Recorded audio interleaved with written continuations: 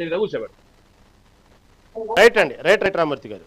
Okay, మనతో పాటు TRS రాష్ట్ర నాయకులు శ్రీకాంత్ గారు ఉన్నారు. శ్రీకాంత్ గారు నమస్తే అండి. సార్ నమస్తే. మీరే క్లారిటీ ఇవ్వాలా, అసలు ఈ టీఆర్ఎస్ సంబంధించిన విషయంలో ఇంతకుముందు టీఆర్ఎస్ పార్టీ ఆలోచన రాలా, రకరకాలుగా తెలంగాణ జాగృతి ఇవన్నీ రకరకాల పేర్లు తెర మీదకి వచ్చినాయి, తర్వాత ఇంకో పేరుతో కొన్నాళ్ళు నడిచింది. ఇవన్నీ కాకుండా ఫైనల్గా టీఆర్ఎస్ని ఎందుకు ఎంచుకున్నారు?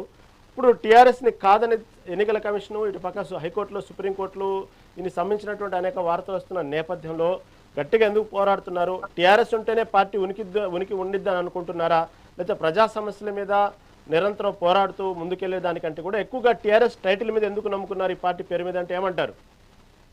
సార్ ముందుగా మీ మెగా నైన్ సంబంధించినటువంటి ప్రేక్షకులు, అదేవిధంగా ప్యానల్లో ఉన్నటువంటి కో ప్యానలిస్టులు అందరికీ కూడా తెలంగాణ రక్షణ సేన టీఆర్ఎస్ పార్టీ తరఫున ఉద్యమాన్ని అమలు తెలియజేస్తాను.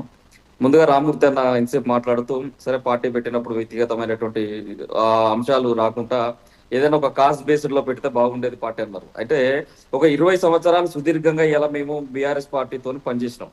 తెలంగాణ జాగృతి ఒక ఆర్ఎస్ఎస్ లాగా ఉంటే వాళ్ళు బీజేపీ లాగా అట్లా అట్లా అంటే ఒక ఆత్మకు ఒక మనిషికి దేహం ఎట్లయితే ఉంటుందో ఆ దేహానికి ఒక గుండెలాగా ఒక ఆత్మలాగా మేము పనిచేసినటువంటి బిడ్డలం.